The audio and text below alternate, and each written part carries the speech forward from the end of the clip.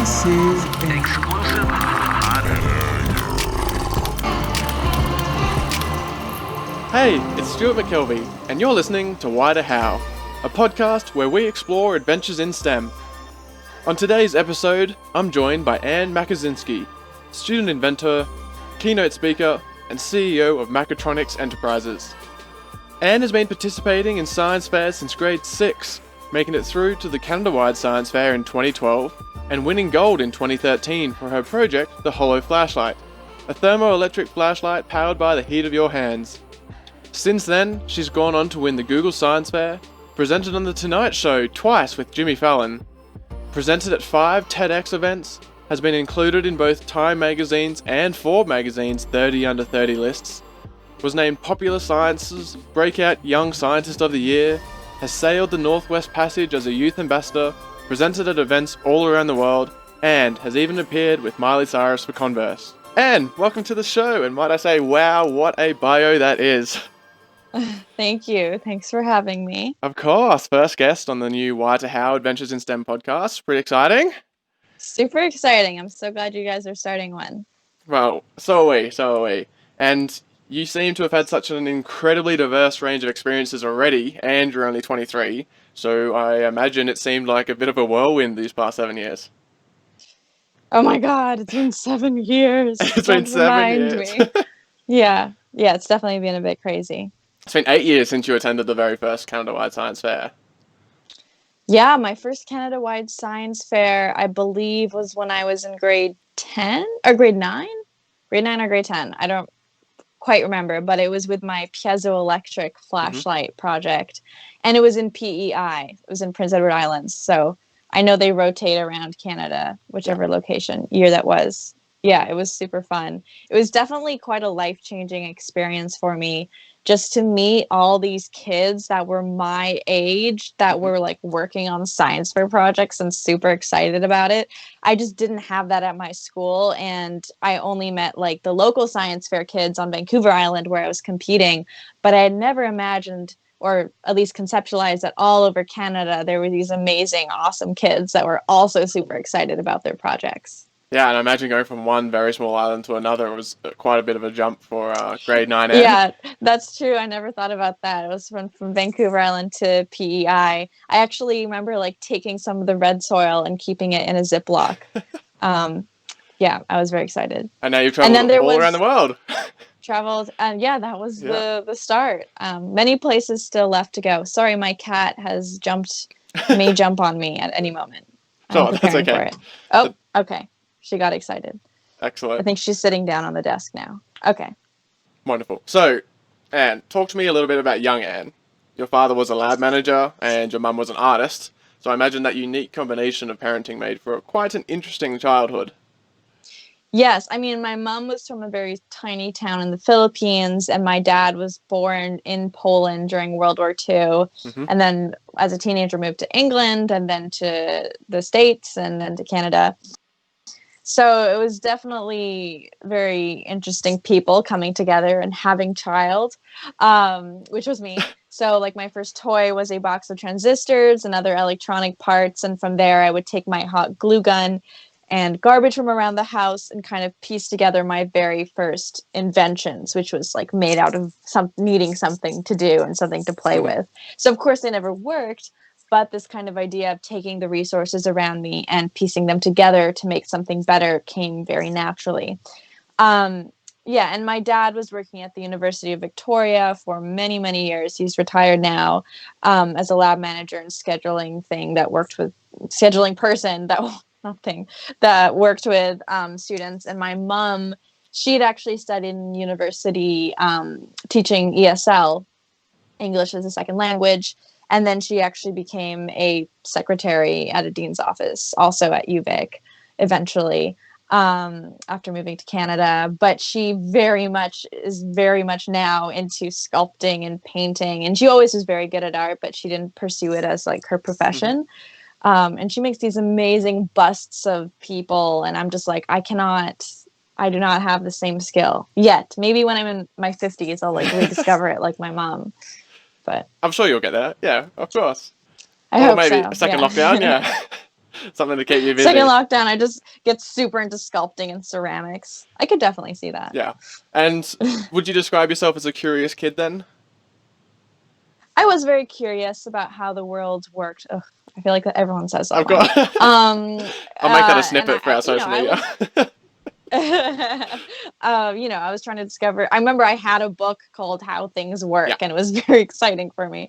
I wonder if I still have that. Anyways, I was just always asking questions, and I found that science or art could explain the answers for anything I wondered about. So I was very much reading from a very young age, learning, and also watching. I was raised on silent films from the 1920s, as well as operas. Yeah. And very limited TV. So it was a very interesting childhood for sure. I was super also into collecting any dead animals that I saw. So people would like bring dead birds that had like crashed into their windows to my mom's work or to our house so that I could have it. I wouldn't do anything with them. I would just collect them in the freezer. And we used to have this huge collection of dead animals of usually birds and sometimes like rabbit feet when UVic used to have rabbits still. And then my mom made me throw it out a couple of years ago, which is fine. Totally understandable. She was like, I don't want to eat ice cream out of this freezer. I was like, I get that. I understand. Yeah. Anyways, that was a bit of a ramble. So boxes. You just look like, oh my God, who did I invite Not into at all. this podcast? So box of transistors, hot glue guns, dead animals. Like that's a pretty normal childhood. Bugs. Bugs. I was also Silent really movies. interested in bugs. I would like collect them because they were like free toys in the backyard. What could be better? So I would collect them and I would spray them with water every morning before I went on the school bus to school. And I would eat them. I would go to the Victoria Bug Zoo a lot. I still go every time I go back to Victoria, let's be real. And I just love bugs. I think if I had the patience and the self-discipline, I would actually have studied entomology and then become a bug insect expert. But I also hate spiders, so I don't know how well that would go. Yeah, that is a niche study, isn't it? All insects except for spiders. All bugs except spiders. I mean, I'm sure there's lots of people out there just like you, though, so it's fine. So I like that you call yourself a tinkerer, and I wonder at what point do you think that you decided to take your tinkerings and then turn them into more of a formal science fair project as it was? Oh gosh. Well, my first science fair project was in grade 6.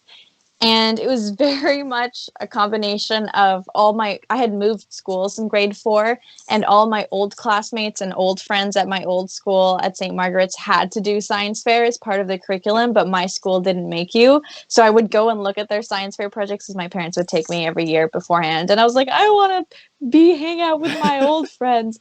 So in grade 6, I did my first science fair project, and it was very much like me testing the water. So it was literally a project I'd done in school that I leveled up a bit, and it was like comparing laundry detergents. Nice. But from there, I like caught the science fair bug where I was like, oh my God, this is so fun. I get to work on something in science that I love outside of school. And then I get to make a poster, and then I get to present it, and then I get to get people's reactions. It was basically like me being a theater kid, but in science. Yeah, a perfect combination of your parents. Because the important thing about science fair that not enough people realize is when you're doing a science fair project, it takes a lot of skills in the arts as well. Readable. First of all, you have to write a whole report of a certain amount of pages that has to be readable and comprehensive. Then you have to make a poster board that is both visually appealing and gives all the information. And then you have to practice presenting it so that you're able to explain your project to a professor in that field or to like a 7-year-old kid that passes by. So it teaches you a lot of skills in both the arts and sciences, and I don't think enough people give science fair credit for that. That's a very good point, and definitely something I think we could all take to heart a bit more, is that recognizing just how important the presentation and art side of science actually is.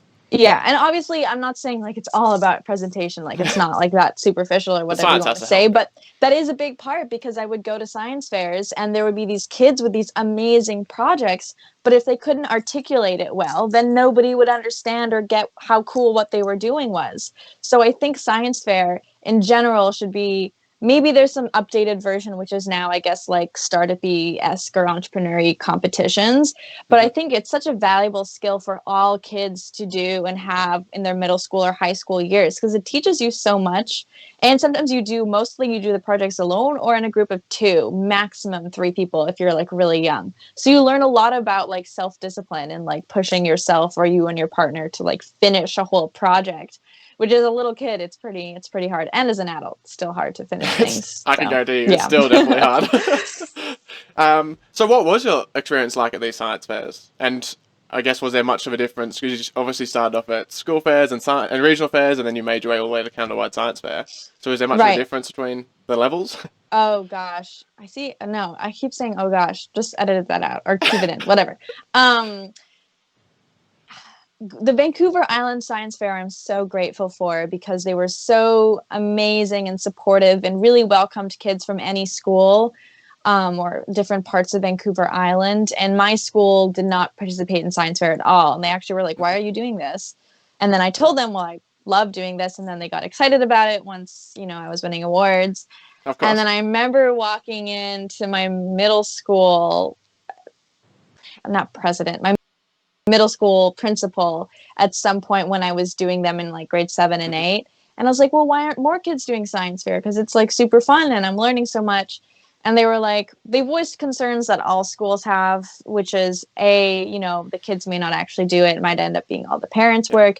And B, it might take away attention from our own curriculum. And I was like, this should be part of the curriculum. Like, this is the most valuable experience. Like, I probably learned more in science fair than I did majority of all my other classes in high school, except like, I guess I learned a lot in my English literature classes and my drama class that I took, actually. And marine science or environmental science. Those are probably my 3 favorite classes in high school and stuff. But yeah, I just, anyways, off topic. Vancouver Island Science Fair was wonderful. It was great. There are just so many little kids there too that were just so adorable and had these amazing, hilarious projects. Yeah. And then I went to the Canada-wide Science Fair 2 times. My gosh. Yeah, I went to the one in PEI and I went to the one in Alberta in Lethbridge. Those were really, honestly, I just had such an amazing experience of making my first outside of school friends, because they were from different schools or different areas of Canada. And I really made some very valuable friendships. One of my friendships, who you should totally interview next, her name is Catherine Bowman, and she went to the Intel Science Fair with me, and she was my roomie for both of the Intel Science Fairs that I went to. And she just has become like my second mother, and we like check in with each other whenever, and she's doing really cool stuff. So you should definitely. She is. Anyways, do you know? Yeah, her? We actually went for a hike last summer together, just randomly. Oh my god, that's so funny. Okay, were you in Alberta, or was this Alberta. When she was back? Yeah. Okay. Very cool. Well, I'll have to tell her now that I just talked to you. Anyways, yeah, so Catherine was just such a great friend to have. And yeah, it was a wonderful, wonderful experience. And the Canada-wide, and also first loves, first crushes at Science Fair when you're a teenager. I mean, that's probably the most exciting thing. This is a gosh I was looking for. Team jackets. And you got to have your team jackets or team hoodies. The one thing I object for that I hope Canada will fix for the next Intel Science Fair is that this is such a small thing. It's kind of stupid. But for the Intel Science Fair, we all got like Team Canada jackets, but they would always give us hoodies with like fleece lining, which is appropriate for Canada. But all the locations were either like LA, Arizona, or somewhere on the East Coast. So it was always like so hot. And I was like, I don't want to wear my team jacket when we're walking around. It's so hot. That's the most minor thing that I shouldn't even voice. But I still have all my science fair regalia. I have all my badges in like under the bed somewhere. Mom stored. And it was truly an amazing experience. Intel Science Fair. Well, first of all, when you go from your local science fair to the Canada-wide, it's like, whoa, there's hundreds of projects. Yeah. When you go from the Canada-wide to the Intel, there's like 1,500 projects. Like there's multiple halls for each different areas and categories, and it really feels like you are at a competition. And it's truly an awesome experience. You can definitely feel the tension of silence and like murmuring in the halls when judging is happening. And I was so lucky a few years ago to be invited back to speak on the alumni panel at the Intel Science Fair.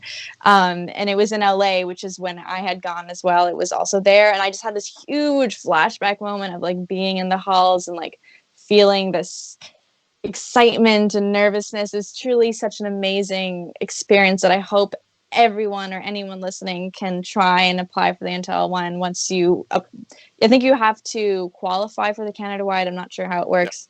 But it's truly an amazing experience, and everyone on your team you become so close with.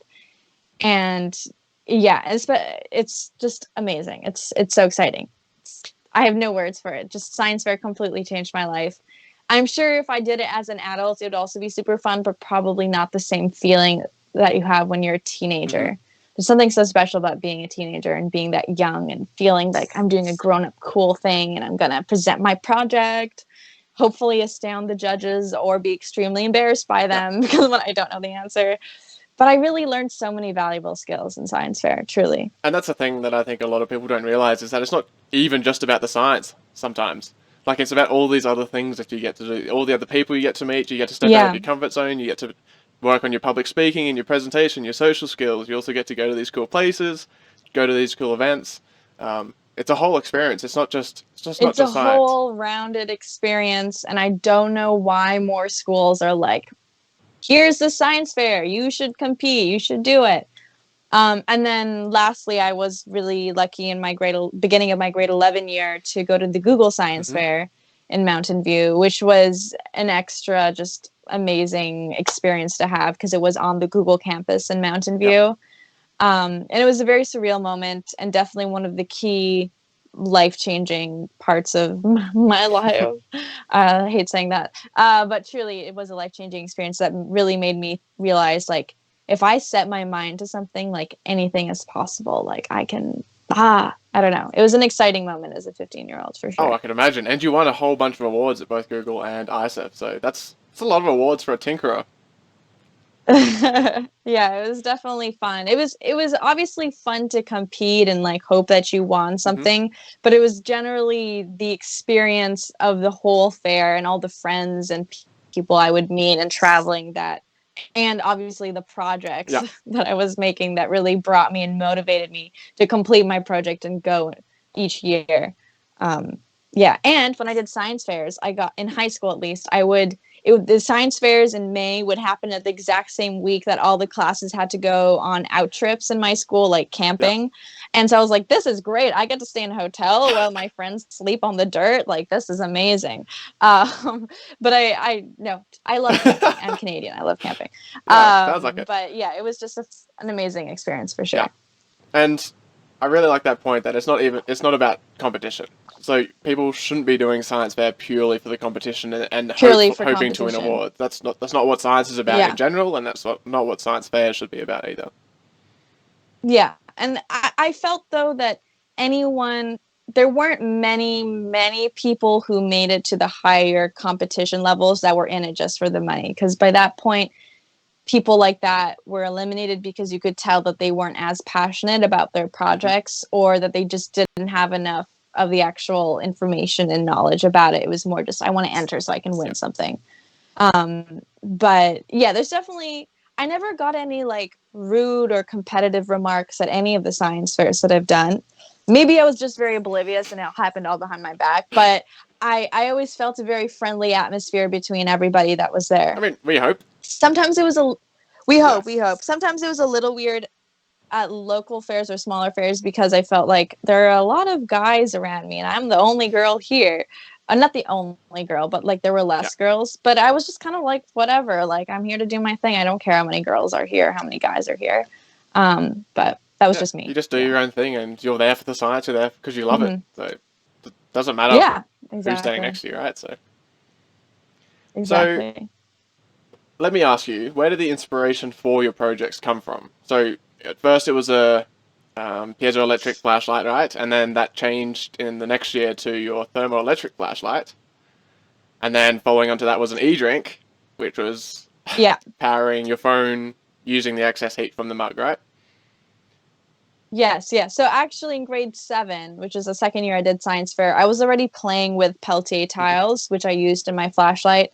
And also in grade 8 as well. I think it was always kind of drifting towards the alternative energy space, playing with solar cells, Peltier tiles, piezoelectrics. And the main inspiration behind me choosing to create a flashlight instead of like a radio, or like I made a solar sandwich that like floated in water. It was very weird. Um, was because my friend in the Philippines, because I'm half Filipino, she had written to me and said that, hey, like I failed my grade in school because I didn't have any light to study with at night. So I couldn't see my notes. My home has no electricity. And I just, I was at the time, and I found it so shocking that someone who was just like me, just in a different part of the world, didn't have something as simple as light.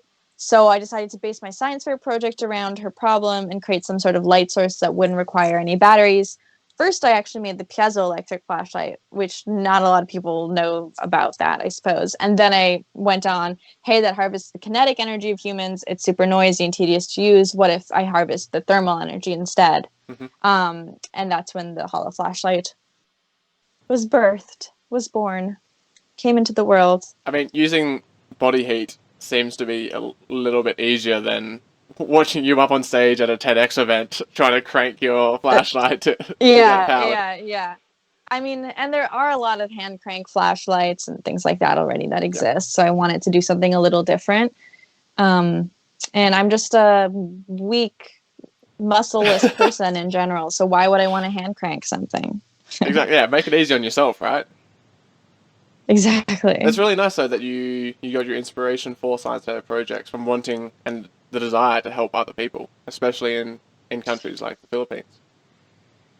Yeah, and I think if you choose problems that are kind of more close to your heart, or you have a personal connection with, especially at a young age, it is really hard to finish a project. So if you have something that personally motivates you, or you actually want to make a difference in your friend or your family members or cousins or communities' lives, that's a lot more motivating for you to really follow through and try and make something. And it's more exciting when it works. Absolutely, and that's not even just for science fair projects. That's just for life. If you choose Just for if you life. choose something that you Yeah. really have a passion and an interest in, then it's going to be way easier Hmm. to sit down and get the work done than it is if you're just doing something for the Totally. money or for the fame. Hmm. Yeah, you don't Yeah. go into science for the money or the fame. Let's be real.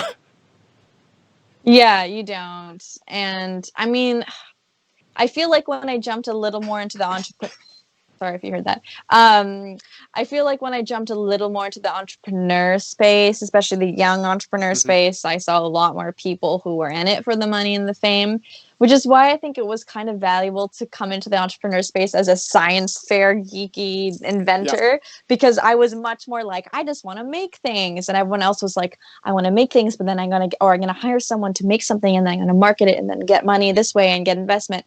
And I was just like, I just want to make things, which also wasn't always a very valuable thing, and hasn't, as I've been learning, hasn't been a valuable skill in that department for me, because when it comes to business stuff, I'm kind of like, and then I just end up not doing great things in the business world, or things I regret later on.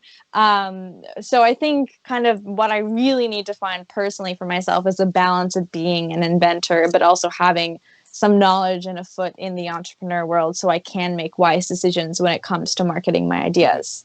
Because we all got to make a living at the end of the day somehow. And I just hope I can do that by creating and doing what I And love. it's all a learning experience as well. And I think what you'll end up finding is that you just need to get yourself to a base level on all the different aspects involved in allowing you to continue to be a Yeah, tinkerer while also making a living. And then you just ask for help when you need it, right? exactly. But Exactly. talking of fame, you've been on the Tonight Show with Jimmy Fallon twice now to present two of your projects. How was that? Oh, it was fun. It was a great experience. The first time I didn't have any contacts on, and I very much need glasses to see anything beyond this. So I was quite just could not see that much during the first time. But the second time I had contact lenses, and it was very fun. Everyone remembered me. Jimmy is Hmm. super nice. The crew is really nice. It was a great experience. I can Yeah. imagine. Yeah, it's definitely a unique experience that not many people get to experience in their lives. Yeah. I feel like after that, my first time on the Tonight Show, a bunch of like young inventors were something like, "How do I get on the show? Like, how can I do this?" But yeah, it was a fun experience, and I hope one day to return with future Hope so inventions. too. Yeah, it'd be great to see you on there again. So, Yeah. just before we move on to what you're up to these days, now that we've covered off your childhood and schooling lives, um, could you give us an update as to where you're at with the Hollow flashlight and the eDrink mug? Because I believe you were in talks for a manufacturing deal. Were you able to improve their efficiency? Yeah. Yeah, the eDrink I don't think is commercially viable at the moment just because of the efficiency of the Peltier tiles is less than Mm-hmm. 10%. So you really got to drink a lot to get a small boost of energy for your Yep. phone, even though it is a fun idea. I think once Peltier tiles efficiency becomes drastically improved, so it can work and produce a large amount of power with small temperature Mm-hmm. differentials, because, sorry, to clarify, if a Peltier tile, you've got to heat one side of this tile and you've got to cool the other to produce a small amount of energy. So that means the greater the temperature differential between the hot side and the cold side, the more electricity is produced. But when I'm working with my hand, the palm of my hand, and a hollow tube or aluminum, tube or fins to cool it, it's a very small amount of degrees Celsius temperature Mm-hmm. differential. So I'm working with very small amounts of energy. For the eDrink with boiling water, it did work substantially better, but again, it's still quite low. So this kind of branches into what I'm doing currently for the past 2 years. 2 years? Oh my God. 2 years I've been working on a line of children's Mm-hmm. toys that run off of green energy, and a lot of them implement the flashlights technology into the toys, and I patented the technology, or at least the design, which is great. Because it's just not marketable yet, in my opinion, unless we get an amazing team of people to work on it. That would be great. That's a whole different story. But right now, I think the best way to put the flashlights is in toys to help inspire kids to want to do science. And the toys would all be eco-friendly, hopefully, et cetera, and sustainable. But it's really hard to get the hollow flashlight comparable with battery-run Yeah. flashlights. And even things like solar-powered flashlights are kind of a lie, because most of them have storage batteries in them, or else they wouldn't work when the sun's not out.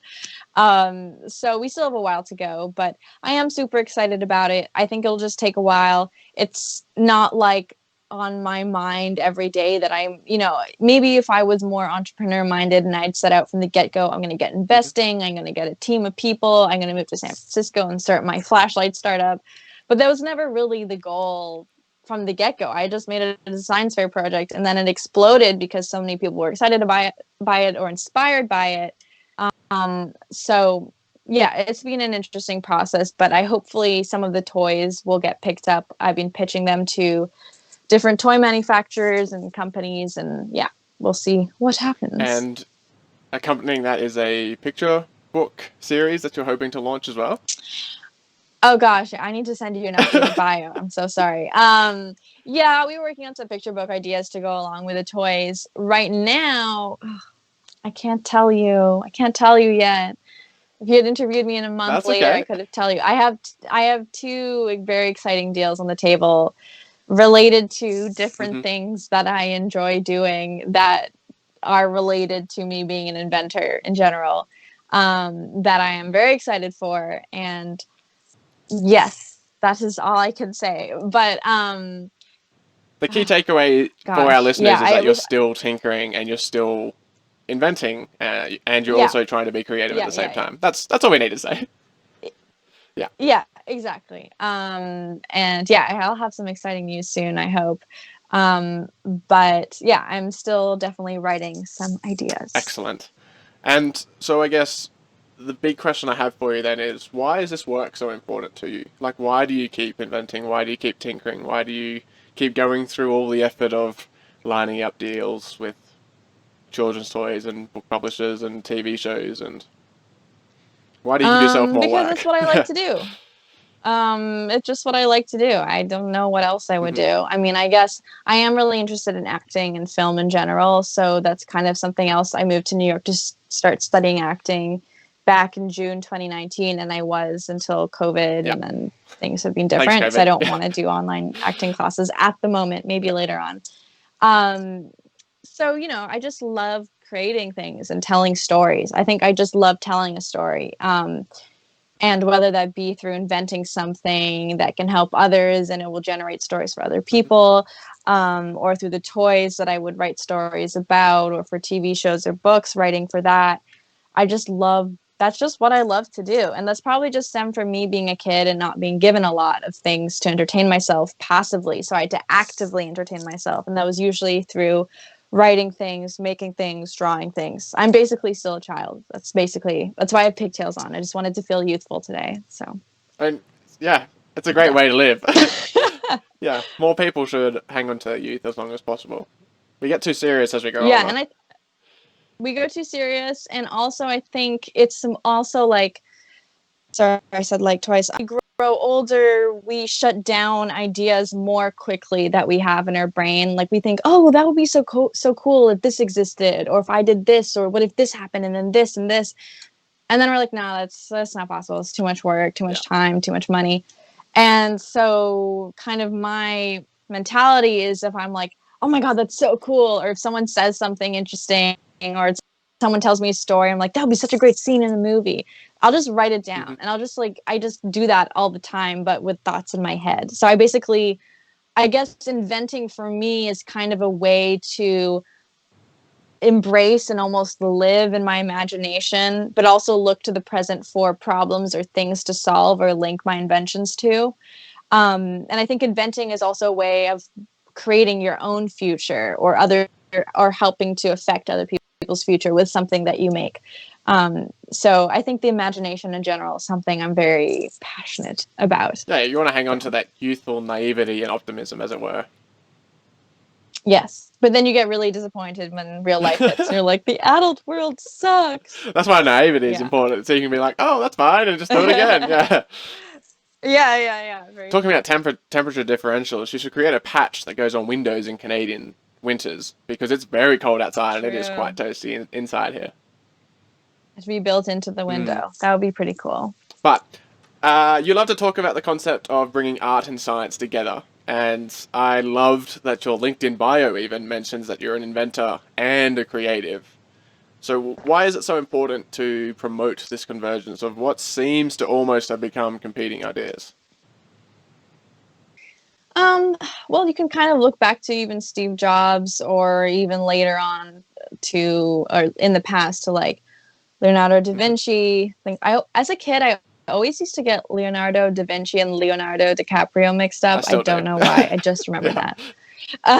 They're very different. But, you can look back to Leonardo da Vinci, who was both an artist and an inventor and a scientist. And I think that's kind of like this Renaissance man or woman role that I would love to embody in some way with my work. Because I think it also comes from being told so much as a kid and in society that science is a career, art is a hobby, and they're very separate, and you should only do one of them. And so maybe me saying I love both arts and sciences is like a secret, deep down rebellion against my parents or what schools have told me and whatever. Like, I can do both. Just watch. But I do genuinely believe that the combination of arts and science is what leads to the best innovations, to the best products.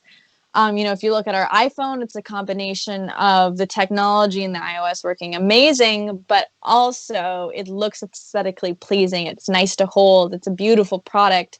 We kind of expect technology nowadays to be part of our fashion. And so I kind of want to do that with anything I invent or create, is that it's both a mix of art and science. And I found that very helpful. Again, going back to science fairs, it was like, I get to present, I get to make a poster, I get to write. So it's all these other skills that are needed, not just the science and research skills. And just in the inventing process in general, for me, it usually starts with me sketching things and drawing, and then physically modeling it and going on from there. And I think showing how the arts and skills you have in the arts you can bring into the sciences or to your science fair project will hopefully encourage a whole new group of people to embrace inventing and want to become an inventor. And it's not sad, but like the word innovator is used a lot more nowadays. And I think that partially branches down to, first, it sounds more modern, but also the word inventor, when we think of it, we think of a bunch of like old man with beards, or Edison. I think he was bald. He didn't have a beard. But, we don't really think of like a woman or a young person in general nowadays calling themselves an inventor. And I think that's kind of sad. I want to revive and hopefully inspire a whole new generation of girls and boys or whoever to want to be inventive and want to make solutions for their own problems, instead of being a consumer and being like, oh, if something breaks, it's okay, I'm going to throw it out and help pollute the earth and buy a new one. So that's kind of, and it's kind of it's not an old-fashioned mentality, but it's been around like back in the early 1900s or in the 60s and 70s and 80s, 90s. When something broke, you try to fix it. When something breaks, my dad's like, let me try to fix that before I throw it out. If something tears a hole in it, my mom's like, let me try and sew that back up. And I think we should embrace that. And that will definitely lead to a more sustainable life on Earth and for the planet. It'll be great. So I forgot what I was talking about. But in general, arts and sciences should be taught together. And I think there should be classes in the Canadian curriculum that are literally like, you have 3 months, here's your group of 2 people, you have to create an invention or an app or a project and implement it in a friend or family members or in the community, and then come back and present to us. Because that would be so much more effective than like, here are a bunch of physics questions on velocity you must do every week. That's why that's not why, but that's one of the reasons why I never did super well in science in high school. Was A, I was so distracted with the science fair. B, math was never my strong point. I had to do Kumon, which is like a math and reading tutoring company program. I took math lessons from there from grade 3 to grade 12, and then I still like tutor there occasionally because math was never natural for me. Kumon helped a lot, though. I recommend all parents send their child to Kumon. Even if the child hates it, keep sending them to there. And then 3, science class was not a very, unfortunately, inspiring experience for me, because it was just like, okay, we're gonna like do more textbook questions today, or let's make circuits with Play-Doh and check the resistance with, it's just like it was just not exciting. I had fun because my friends were there, and I just like love to make my class laugh in physics class, because I just did not know the answers for anything. So you'd be like, F equals mg. What does mg stand for? And I'd be like, milligrams. And I was just a horrible student. And chemistry also did not come naturally for me at all. But I ended up doing physics in summer school, and I had to do it every day for like a month, like morning to night. And I passed, and I got a good grade. So I know I can do it. It's just, I prefer the tinkering. I prefer the hands-on part and being more creative. And I hope schools in Canada can implement a more hands-on experience when it comes to science. That's not just like chemistry beakers or the occasional dissection of a frog. Like, I hope it's more than that in the future. Yeah, I mean, just to do a very small little plug for YSC service offering, which is Smarter Science, we actually promote project-based learning, which is all about student-led curiosity, inquiry-based questioning. It's testable, it's at a regional level, teachers, you'll love it. But it's all about that whole concept of like, let's just move away from the textbooks a little bit, let's just move away from rote learning, and let's move towards more about empowering students to figure out what it is that they find interesting. How do we build project-based learning around that? And then that also brings in a combination of different subjects all at once. So you're not just learning physics, you're learning physics and art and history to build together, one particular project. I love that. I hope everyone does that. That sounds like that's exactly what I was trying to explain. Yeah. I think project-based learning is definitely the way of the future, and hopefully our education system can adjust to meet those new requirements. Do that.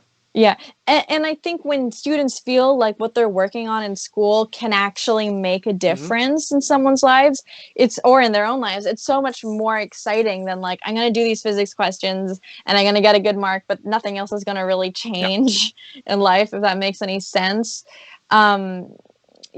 I just feel like science would also just be a much more meaningful experience for young middle schoolers and high schoolers, if they feel like, I'm going to make something from my brain with a few other brains, and then we're going to actually help people with it. I mean, that's kind of amazing.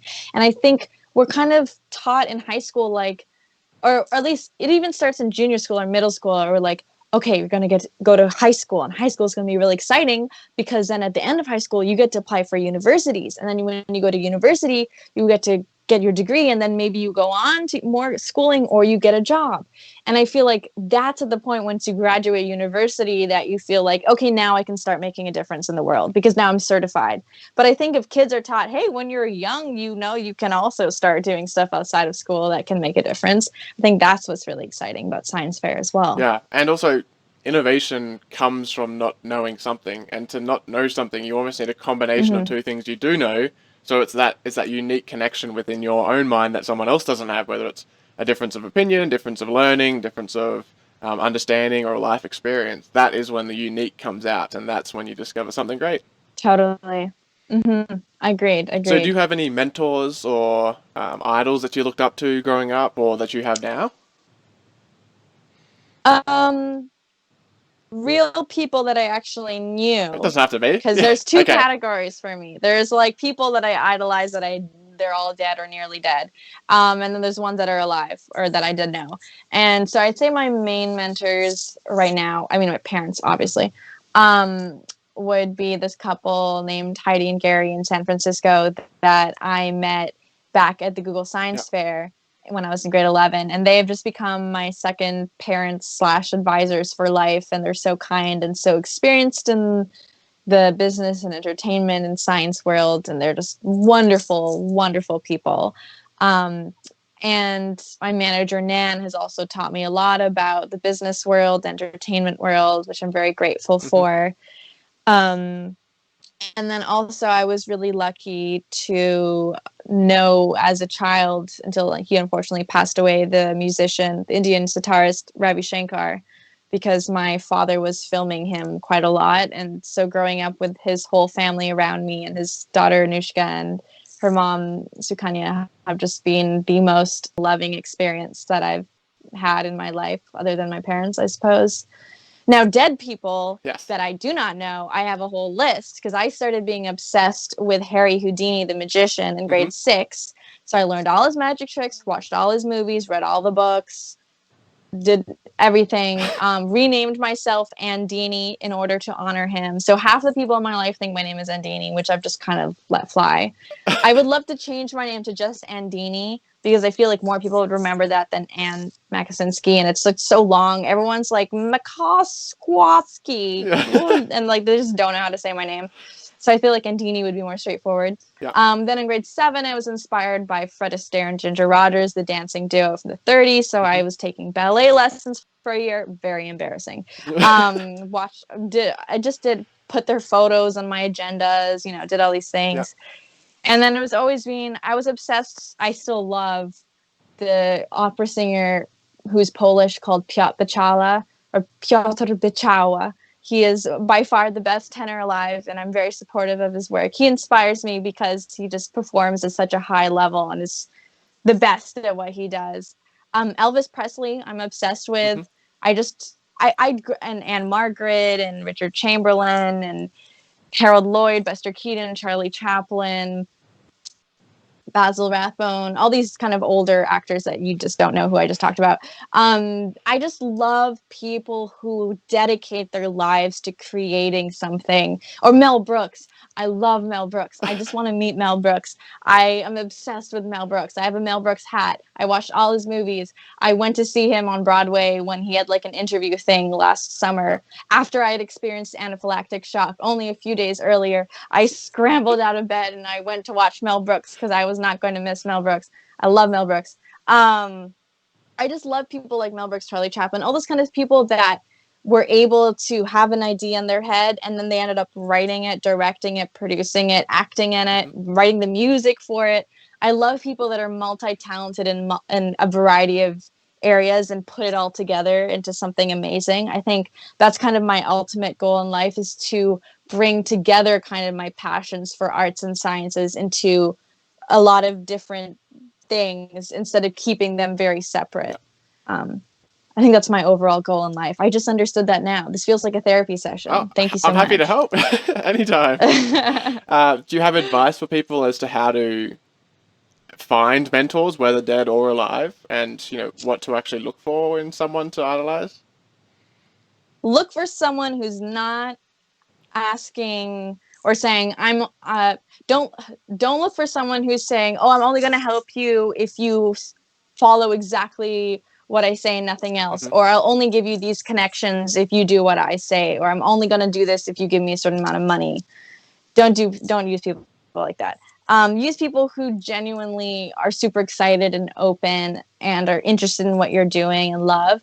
And oftentimes just reach out to people you admire on LinkedIn or on social media. But LinkedIn's always better because I feel like less people kind of reach out sometimes on there.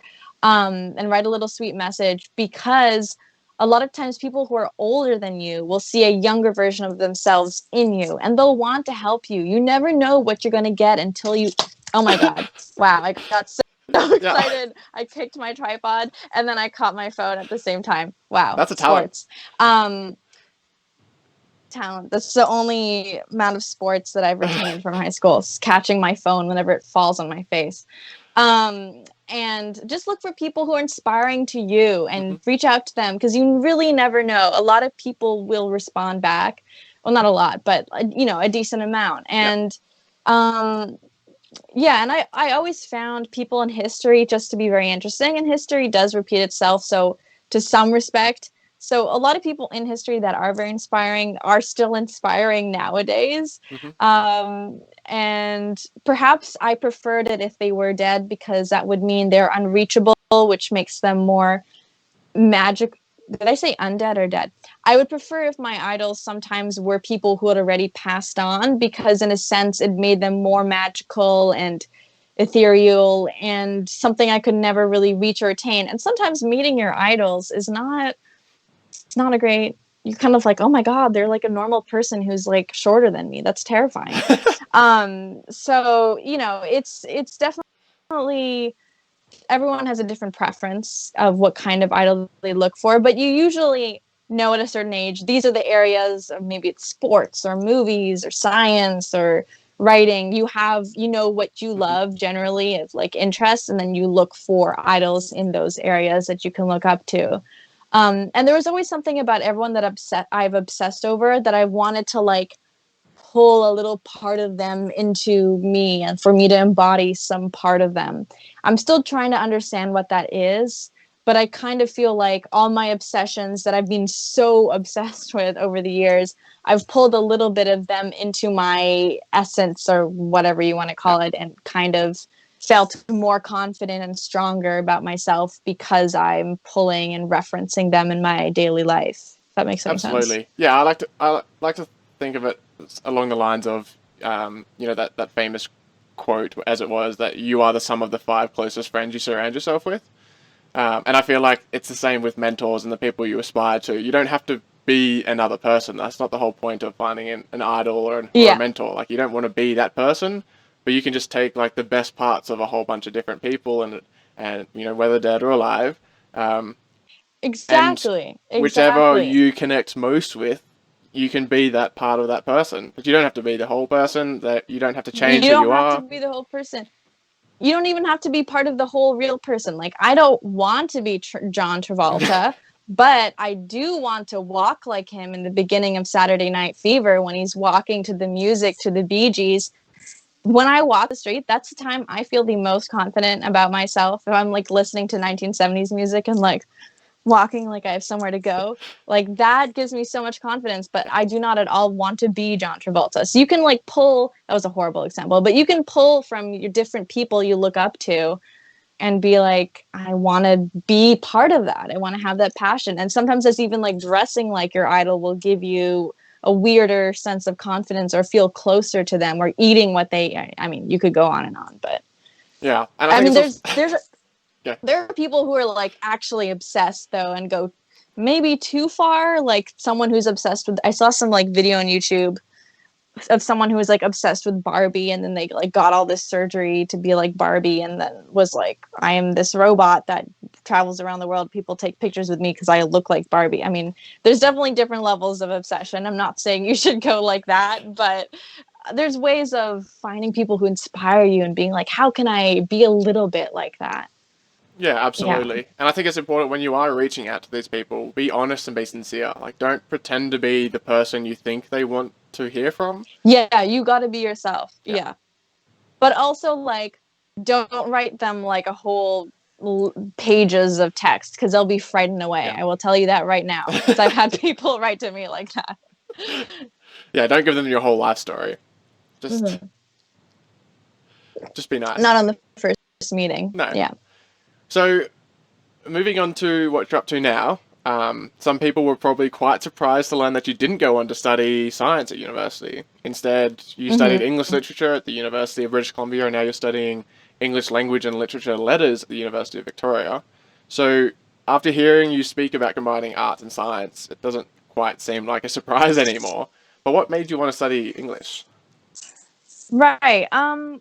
Well, when it came to the end of my grade 12 year, I became very confused on whether everyone kind of expected me to go into engineering and that's why I felt like I should do it, Mm-hmm. or if I really wanted Yeah. to. And I had a lot of pressure from home, honestly, to go into engineering because that's all my parents talked about at the dinner table every night. Mm-hmm. Um, and my parents in general knew a lot of professors or like sciencey-esque Yeah. people, at least in Victoria. And I had gotten all this attention, and everyone was like, well, and everyone starting in grade 11 when I started getting interviews, or even right before that, were like, so what do you want to do when you're older? Like, what do you want to do in university? And I was like, I guess engineering, because, that's what it felt like people wanted me to do. Um, and then I realized I loved science, but since the get-go, since I was very young, looking back on all my diary Mm-hmm. entries, I had written I either want to be like an inventor, an archaeologist, or a filmmaker, or just be in film. And I did have this huge passion for film, and nobody knew about it because nobody in interviews would ask me about what are your Yeah, other yeah. interests. It was always like, tell me your story. How did you come up with your invention? How was the experience of the science Hey, they're my fair? first three What do you questions. want to do in the future? Well, I'm used to that now. I can Yeah. elaborate a little more and talk more freely. But back then, when I was 15, 16, I was like told a very basic story Mm-hmm. of myself, and I didn't think anyone could possibly be interested in my other things, and nobody did ask me what my other interests were. And then I started realizing when I was in grade 11, after I won the fair, when I started getting all these video crews coming to my home to film me, I was like, I kind of like this. This is kind of fun. And I was learning so much about how people were producing things and behind the scenes, the camera, the lighting. And it was a great learning experience for me of learning how it was both behind and in front of the camera. And also public speaking, which kind of took off for me after I won the Mm-hmm. fair, was very much training that I had no training for public speaking, but it was very much like I've done science for so many years that is presenting, and I had done all this theater when I was a kid and in middle school and high school, and I loved performing. So it kind of became this thing where I was like, I have this huge passion for film and for writing in particular. But everyone wants me to do science and I still want to invent things. Why is there no like what I really would have appreciated and I think I would have chosen ultimately is to do a university like Gallatin in NYU where they allow you to do two different degrees in completely different fields. So I would have done one in kind of a more science or electronics based one and one more in Mm-hmm. film. But I was rejected because my grades were not good. So then I just like, okay, well, let's do Yeah. English. And so I ended up going to UBC.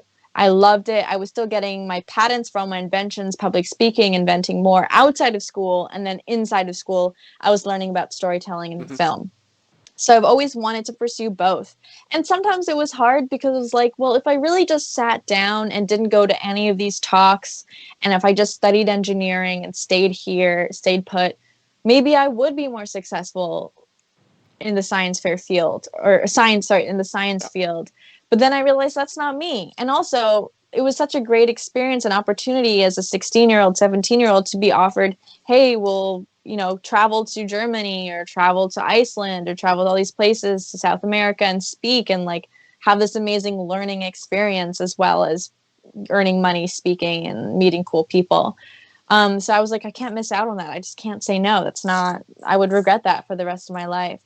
And maybe later in life I would go back to school and get an engineering or an electronics degree. But at the moment, else going on outside of school, that is just not feasible unless I like stopped everything, which is the last thing I would want to do. Yeah, and I think it's important that you say inside and outside of school because they don't have to be mutually exclusive, and you don't have to do them all inside of school. You're allowed to have other Yeah. passions, you're allowed to have other hobbies and other interests, and it's not a bad thing to pursue one thing at school while you do something else on the Hmm. side. But I imagine there's probably quite a lot of students that do participate in science fairs every year and have a passion for science, but then they're possibly thinking of exploring a different interest at university, for example. Um, how did you approach that subject with letting the people in your life know, especially people who had put, other expectations on you? So much Yeah. time. Yeah. I mean, it was mainly my Hmm. parents, which has always been school in general is just a hard subject to talk to them about. But I think it's just because they want the best for Of me, course. and they want me to have my degree and have a steady Hmm. job and settle down. And because that is a very secure way and they won't worry about me. And me moving to New York studying acting and then maybe having these deals happen and then living this very spontaneous life to them is kind of like, oh, what, our child, we put so much effort, what has happened? But I do take a lot of their teachings, especially about time management or attempting to time Yeah. manage, to heart. It was definitely a difficult subject, and I remember consulting a few friends I had in grade 12 of like when I was writing a letter to UBC saying, sorry, I don't want this engineering scholarship. Can you put me in your Arts One program Yeah. instead? And just phrasing that and kind of figuring, because like great, when you're 16, 17, you don't really, I mean, you may have an idea, and some people are like, I want to be a lawyer. I wanted to be a lawyer my whole Hmm. life. That's it. But most people don't really have an exact idea of what they Oh, I want to still don't. study. So that's why I feel like, Yeah. yeah, so that's why I feel like going to university and doing general first couple years is very valuable because you can try a whole slew of different subjects and see what you Hmm. hate, because that's very important to know what you don't like doing. And you can only find that out by trying to do it, and what you really love and which classes you're crazy about. Um, but yeah, it was a difficult decision, but I'm really Hmm. happy with it. I don't regret it now. I imagine though, especially I'd say like the first 6 months to a year, even a couple of years after making that decision, there's always moments in time when you second guess if you made the right Of decision. course. Um, Yeah. how do you And work I through those feelings, and how do you get to a stage where you're like, no, no, no, this is definitely the path for me? Like, even if that is the case, like, I know I've made the right decision for me, and everything's going to be okay. I definitely have times where I question it still when I doubt myself. Um, but life must go Hmm. on, so I try not to question it too much or go like, what if I had done that or this and this had happened, da da da. You kind of just have to accept that what's happened in your life was meant to be and it's there for a purpose. And if you really want to make drastic change in your life, I think you can do it. But if you feel like I don't want to, then just go with that gut feeling. I think following your gut feeling, what you've always been really interested in. When in doubt, I always look back to what I've loved since I was really little. And that's what I want to do now. I still want to be a kid, but I'm an adult, but I want to do those things that I've always loved. Um, but yeah, it's hard. Sometimes I have huge self-doubt, or I look at other people kind of in my category of like inventing science girl, and I'm like, did I not do the right thing? Am I not getting as many gigs or jobs or brand deals like they did because I didn't follow science, or I'm not as a spokesperson of this? And then social media plays such a stupid Too excited okay. again. Social media plays also just a huge stupid part of it all, being like, am I doing the right thing, branding myself like Hmm. this or that? And it's all kind of like superficial stuff, but at the end of the day, if you're unhappy with what you chose, change it. Don't stick with it. Do not do a degree because your parents are like, we really want you to do this. Do something that you're actually going to enjoy, because you're going to spend at least for mostly 5 or 6 just getting your major. So make sure it's something that you actually want to do. It's my number one piece of advice. Yeah, and I think that all starts with figuring out what your values are in life, what you yourself enjoy, and as you say, like figuring out what you don't like and what you do like. Mm-hmm. Because a lot of the times we have these expectations of what we think something is going to be like, and then as soon as you start taking those subjects, you're like, oh no, this is nowhere near as cool as the movies make it out to be. Like, why would I want to do that? Yeah, exactly. And I think also it comes back down to, as you say, social pressure too. Like, we put all of this pressure on kids in year 12 to know exactly what they want to do for the rest of their life. And as you say, like, all of these people interviewing you are asking you already, like, what do you want to do for the rest of your life? And you're like, whoa, I don't know. Like, I'm 16. Like, give me a chance. Yeah. You don't have to get Yeah. it right the first time, and very few people do. It's not a, you're not stuck in whatever you decide at 16 or 17 or 18. Like, you're allowed to have a You're not. huge, big life change midway through your life. That's what quarter life crises are for. Oh, totally. And like I have many friends that changed their degree after a couple years and who changed the program they're in. But I do feel like university is very valuable for learning what you do not like, because you will take courses where you're like, oh my God, I cannot believe I'm doing 4 months of this. That for me, I really was so awful at chemistry in high school, which I now realize is partially because I did not like it. So my brain just refused to have it stay in my mind. It would just go in one year out the other. So I was like, you know what? I'm going to show all those high school teachers that I can do it, that I can do chemistry. So I took first year chemistry. I took a class in first year chemistry in my first year of UBC, and I did so bad, so bad. It's not even funny. I failed it completely.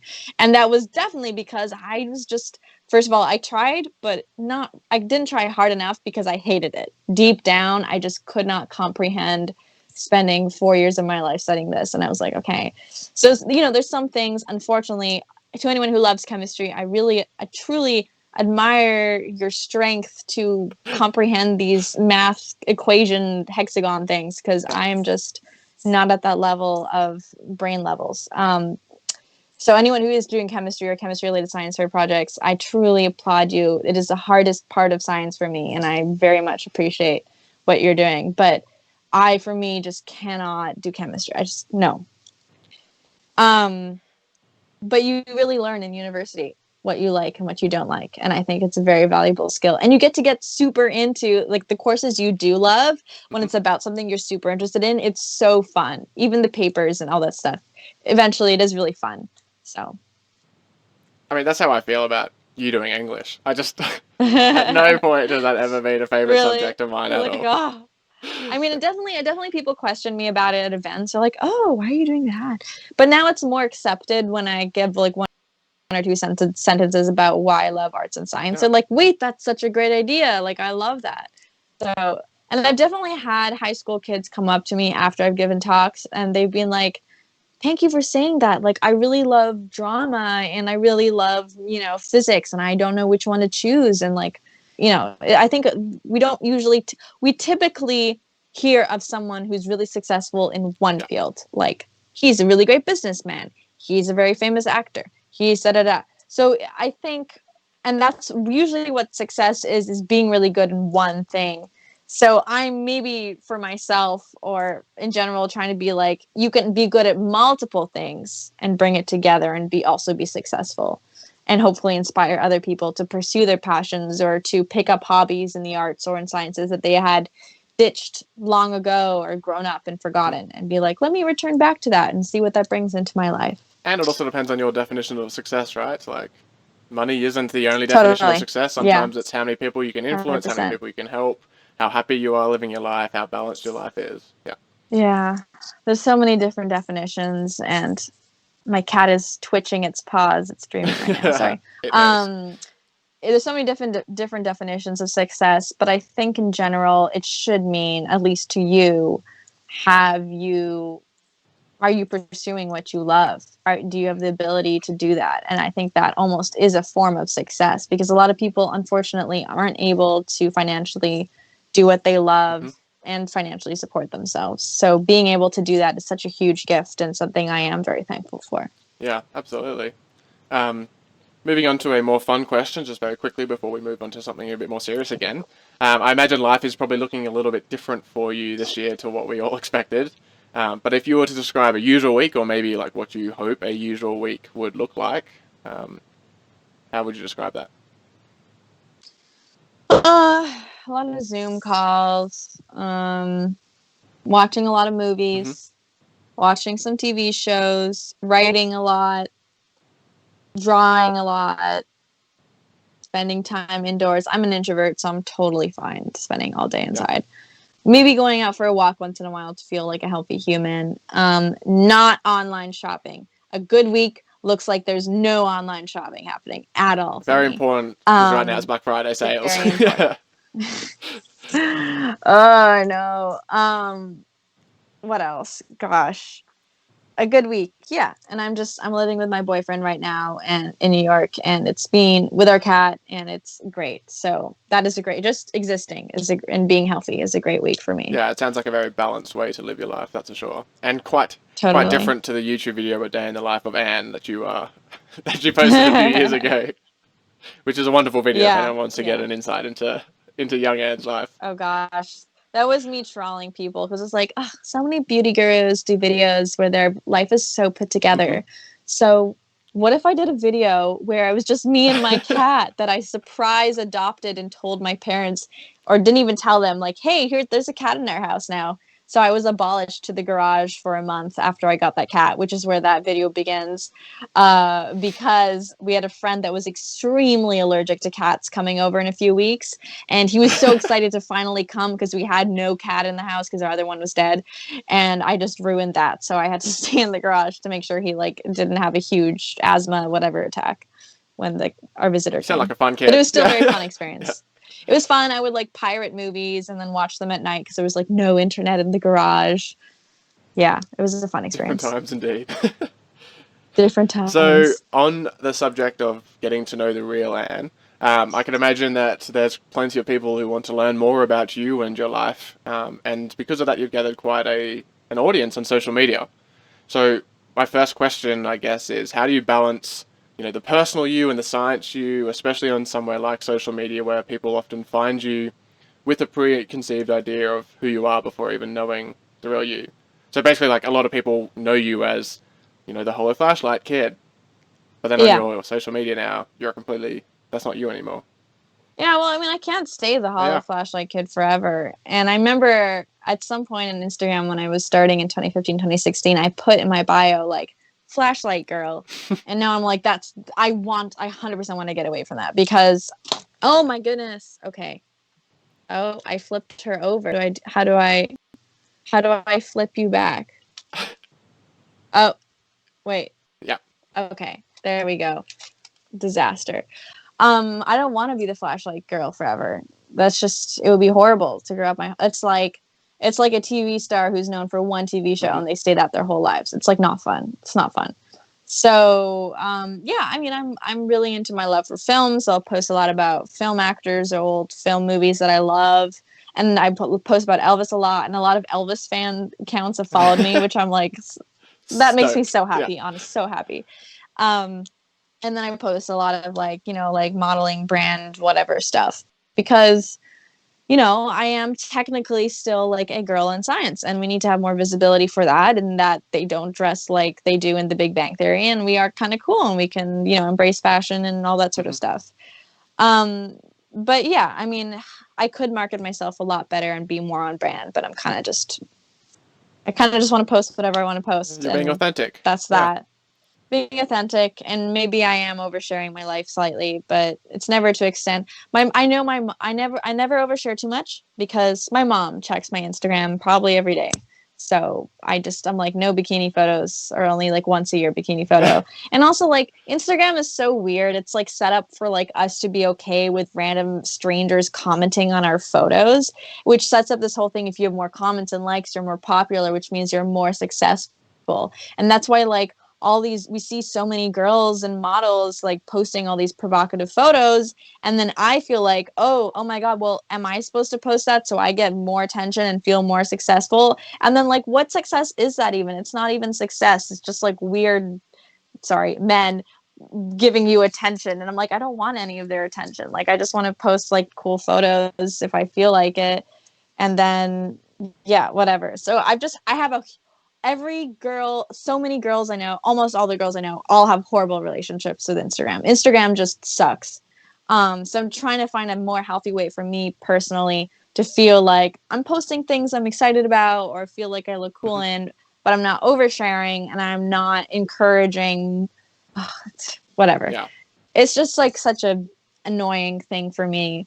If I truly had a choice, I would create a custom Instagram post once in a while and I would send it to someone and they would just post it. And then I would not have to ever check my Instagram. But not at this moment in my life. I'll just wait. I'll wait for that to be possible. And I can't close my Instagram altogether because that is how so many brands and like online talks and things find me now, which is kind of crazy. So it's kind of like, what do I do? So I try to post when I feel like it. And it's not exactly what people are expecting sometimes, but I also don't like sharing half done work. Or like, here's a picture of my notebook and copy, like hashtag hustling because I'm working today. You know, I used to do that, and now I'm just like, ew, who was that? Like 5-year-old, like 5 years ago, old Anne. Like I would never do that.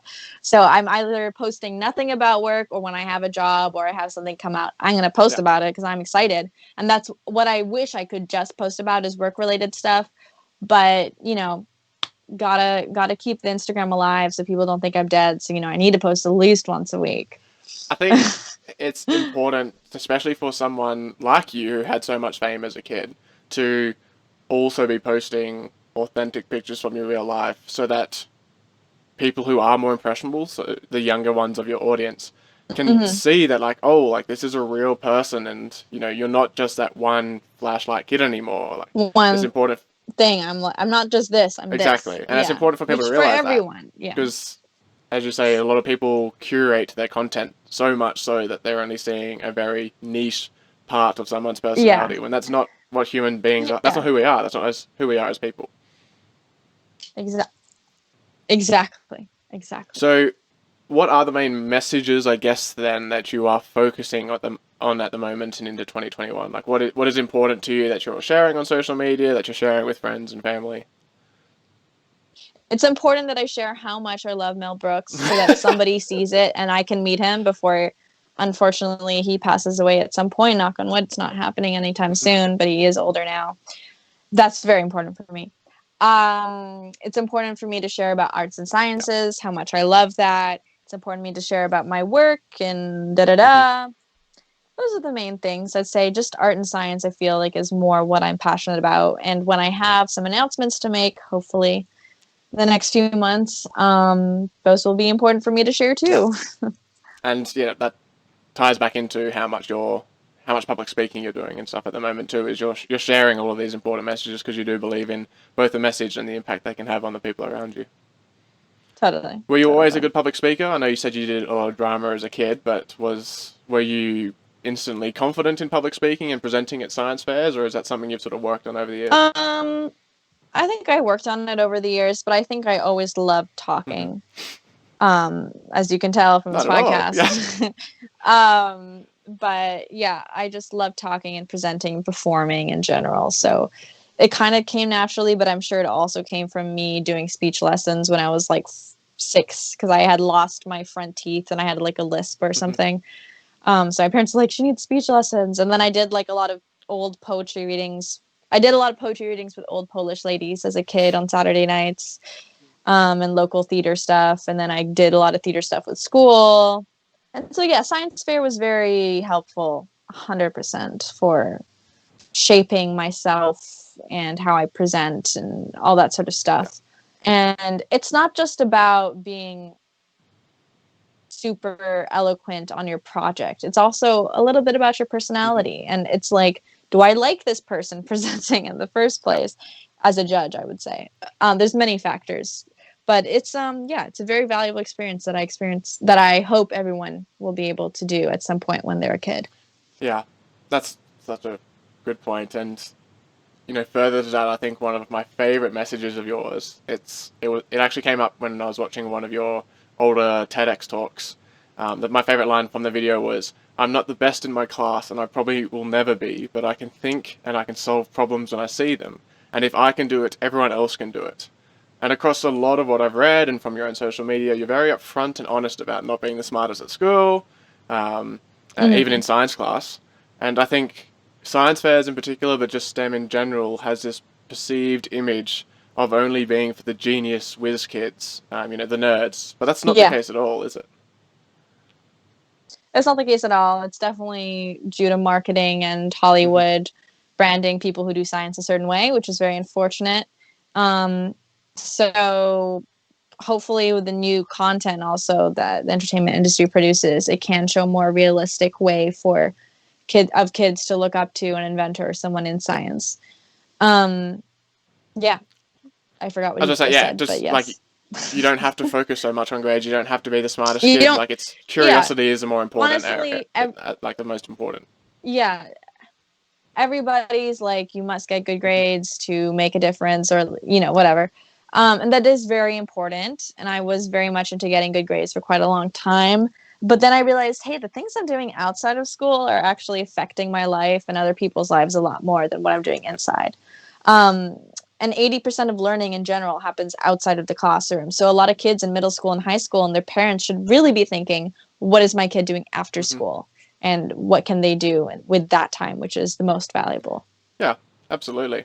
And I think, yeah, being curious and staying curious, that naivety and optimism of your youth, and just having a passion for something is much more important than having to get the best grades because life is interesting. Life can take many turns along the way. So, if you don't have the grades to get into that one course, that one university degree that you're really hoping for, doesn't mean you can't either get back into that course later in your life or figure out that maybe there's a different way to have the same impact and same result in the end.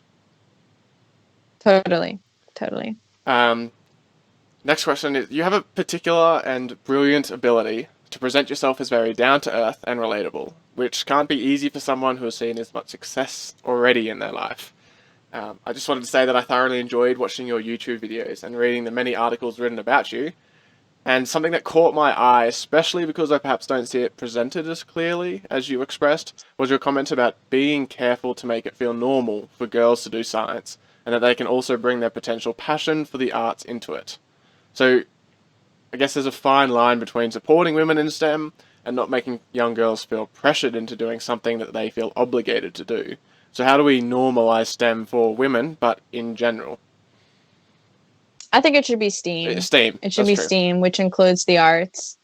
I think there's definitely a way to implement it more naturally, which should start in the high school or middle school curriculum, but also outside of school science camps, things like that. I'm hoping with some of the things that I'm coming out with in the next few years, we'll hope to encourage more young girls to enter the world of inventing in general. But yeah, I think bringing the arts into the sciences a little more and showing how they work together and aren't very separate can encourage and bring in a larger audience in general, whether they be girls or boys. Yeah, that's what I would say today. Sorry, I'm like running out of No, no, no. energy. I only have one more question for you, so But this yeah, is great. those. Okay. But yeah, that's the main thing that I would say. And there is definitely a fine line. And I think we should be encouraging more girls and females to enter the sciences. But I think there's a way of doing it that's a little more subtle. And personally, as a kid, I kind of had the gift of ignorance of just not knowing that that was an issue. So I just like showed up and like did my thing and like I didn't really care that much that there were more guys. If anything, I was just like, there's more Yeah. guys. This is great. So yeah, it's I can definitely see why some girls, especially when they're younger, would feel more self-conscious that there were less girls around or feel more shy or, whatever. And so some way of making them feel more comfortable is also definitely part of the experience. And just having more female role models in all areas of work, but especially sciences and innovating and being creative, I think is very, very important. Yeah. Yeah. So then, final question for you, to summarize everything. What is it that you're the most proud of? I don't know. I don't really like go to bed at night being like, I'm so proud of myself for doing da. I guess the story of the flashlight and the flashlight in general has inspired so many young kids to also want to be an inventor and to want to enter the sciences in some degree. And I've seen so many really kind parents send me like pictures of their kids who did their like school project about me or dressed up as me for Halloween. So yeah, things like that I think is probably the thing I am most proud of in that respect. But I think career wise, I still have a way to go for me to really feel very happy about what I've done, but I am excited for the future for sure. Well, and I just want to thank you so very much for being our first guest on the Why to How podcast. I know that Thank you for I have having absolutely me. loved this conversation, as I'm sure all of our listeners and those watching on YouTube will as well. You are a remarkable woman with a wonderful perspective on life, and I wish you all the best for your current studies and product developments and the book and TV series and your new announcements coming out in the next month or two. So keep up the amazing work. Awesome. Thank you so much for Oh, of having course. me. Thanks so much. Thank you all for joining us in this episode of Why to How, a podcast where we explore adventures in STEM. If you liked this podcast, consider leaving us a like on our social media. It's just ysc.sjc on Facebook and Instagram, ysc_sjc on Twitter. Leave us a comment with your favourite part of the interview and let us know your own thoughts on the topics we discussed. Please do share a link to the podcast or YouTube video with friends who you think would love to follow along. And if you're on Apple Podcasts, leave us a review, as it really does help us reach more people. We'll have another amazing guest for you on the next episode, so stay tuned for more. Until then, have a wonderful day and stay curious.